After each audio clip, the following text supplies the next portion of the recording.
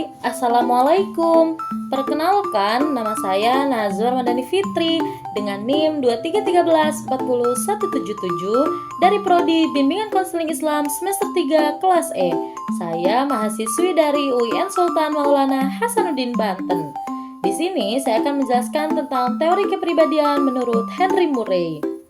Henry Murray itu dikenal dengan teori kebutuhan dan tekanan, atau yang disebut dengan need-price theory, yang menekankan bahwa kepribadian seseorang terbentuk dari interaksi antara kebutuhan internal yang dimiliki individu dan juga tekanan eksternal yang datang dari lingkungan ataupun situasi yang mereka alami. Murray juga berpendapat bahwa kepribadian tidak selalu bersifat tetap, melainkan harus terus berkembang seiring dengan perubahan kebutuhan dan tekanan yang dihadapi oleh individu. Nah, yang pertama ada kebutuhan atau yang disebut dengan needs. Murray mengidentifikasi berbagai jenis kebutuhan yang memotivasi perilaku manusia. Kebutuhan ini bisa bersifat fisik, emosional, ataupun psikologis. Kebutuhan-kebutuhan tersebut mendorong individu untuk bertindak dalam rangka memenuhi tujuan atau aspirasi tertentu.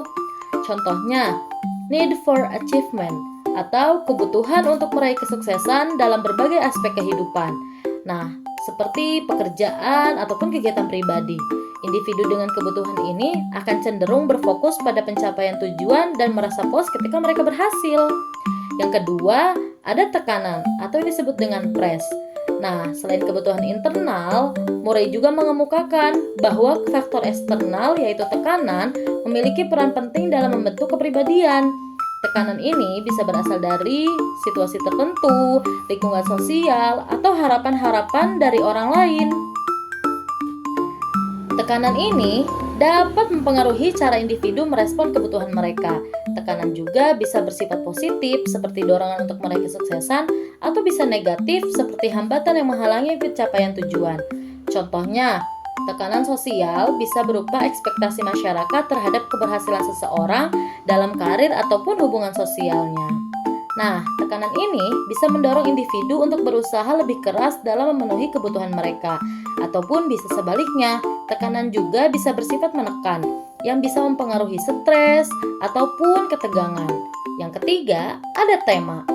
Nah, ketika kebutuhan dan tekanan ini saling interaksi, mereka akan menghasilkan tema, yang merupakan pola perilaku atau kecenderungan yang muncul akibat pengaruh keduanya. Tema ini mencerminkan bagaimana seseorang merespon kebutuhan mereka dalam konteks situasi dan tekanan yang ada di sekitar mereka.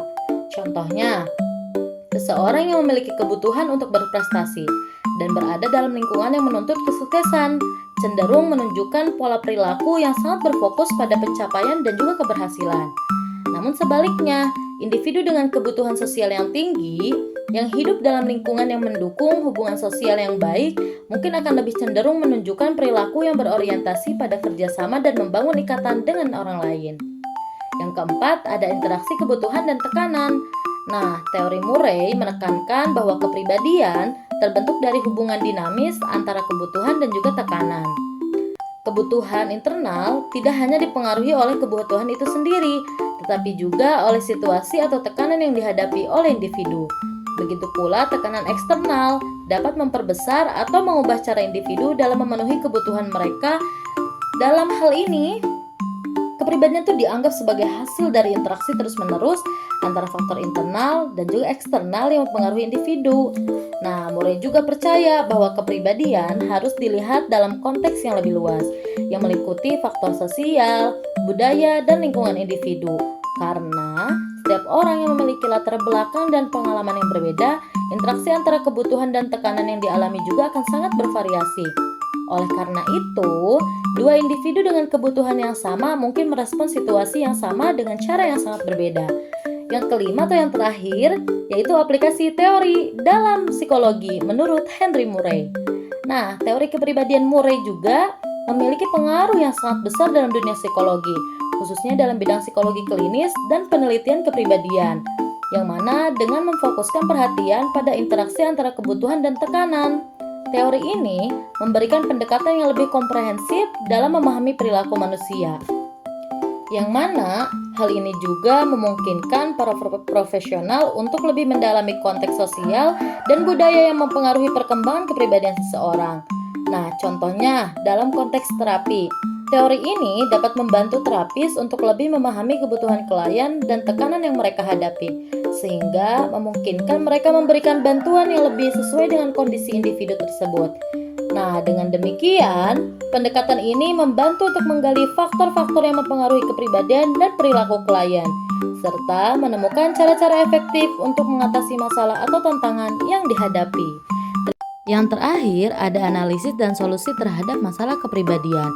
Menurut Murray, masalah kepribadian seringkali terjadi ketika ada ketidakseimbangan antara kebutuhan dan tekanan. Misalnya, jika seseorang memiliki banyak kebutuhan untuk diterima oleh orang lain, tetapi merasa ada banyak tekanan di sekitar mereka yang membuat mereka merasa tidak diterima, ini bisa menyebabkan mereka stres atau perasaan rendah diri. Nah, solusinya yang pertama itu memahami kebutuhan diri sendiri. Seseorang perlu mengenali kebutuhan dalam dirinya dan mencari cara untuk memenuhinya dengan cara yang sehat. Misalnya, jika orang merasa kesepian, dia bisa berusaha lebih banyak berinteraksi dengan teman-teman atau mencari kegiatan yang menyenangkan. Yang kedua, mengelola tekanan. Menghadapi tekanan dari lingkungan sangat amat penting. Jika seseorang merasa tertekan oleh ujian atau tugas, cara untuk mengurangi tekanan bisa dengan berlatih lebih sering. Yang terakhir, ada menjaga keseimbangan.